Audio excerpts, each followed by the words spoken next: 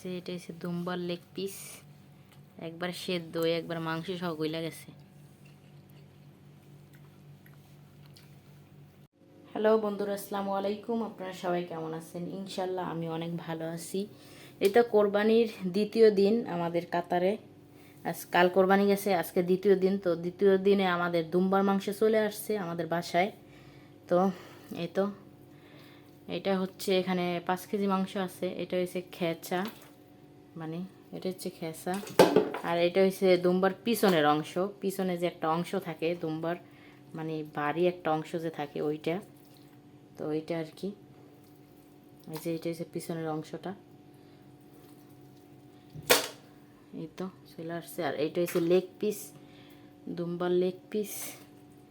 তো এগুলো আমি এখন সুন্দর করে কাটবো। আর এটা হচ্ছে মানে গলা যেটা বলে আর কি, এইটা।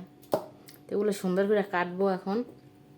আমি আগে থাকতে একটু পরিষ্কার করে নিছি, কারণ এগুলোর ভিতরে অনেক পশম লাগানো ছিল, পশম ছিল। তো এর লেগে পরিষ্কার করে নিছি আগে। এখন সুন্দর করে পিস পিস করবো, কাটবো হাড্ডিগুলো, এগুলো কাটবো।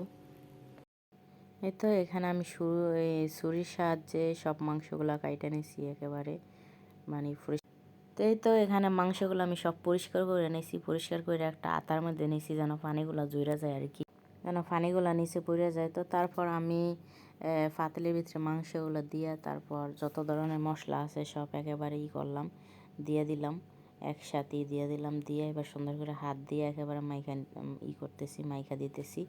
কারণ কোরবানির মাংস বেশিরভাগ এরকম করেই রান্না করলে মজা হয়। মানে আমরা নর্মালি যেরকম মশলা কষায় রান্না করি, কোরবানির মাংস এরকম না। কোরবানির মাংস সব মশলা একসাথে দিয়ে এবার হাতে মাখায় রান্না করলেই অনেক মজা হয়।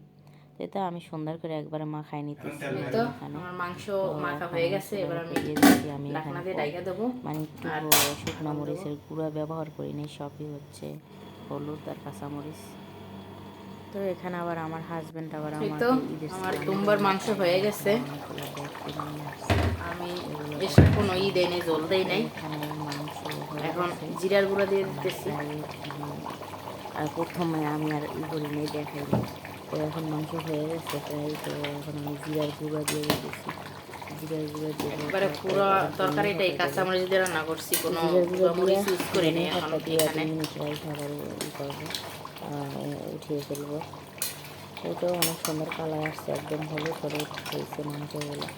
মরিচের গুঁড়া দিলে লাল হইতো আর কি, মরিচের গুঁড়ো করিনি, ইউজ করিনি।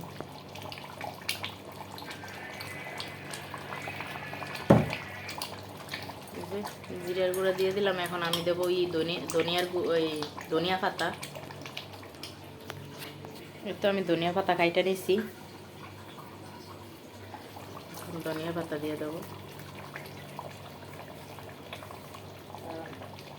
ধনিয়া পাতা দিলে মাংস থেকে অন্যরকম একটা টেস্ট আসে, এরকম আপনারা ট্রাই করে দেখতে পারেন। এখন আমি একটু নাড়া দিয়া এখন বন্ধ করে দেবো। যে এটা হচ্ছে দুম্বার নলাটা রাইখা দিছি আমি, লেগ পিস আর কি। দেখেন কি সুন্দর সেদ্ধ হয়ে গেছে, একেবারে একেবারে মাংস ছুটে গেছে লেগ পিসেও না, এমনভাবে সেদ্ধ হয়েছে দেখেন।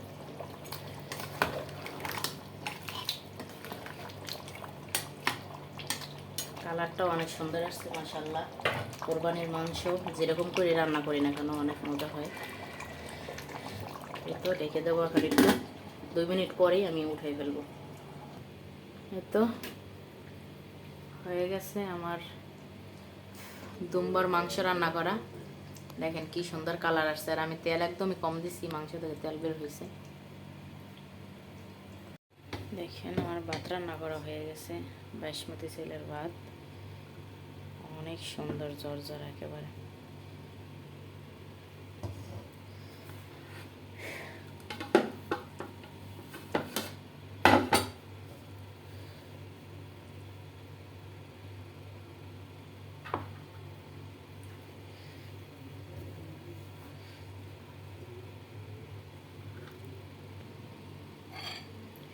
এই যে খাওয়ার জন্য বাইরে নিছি।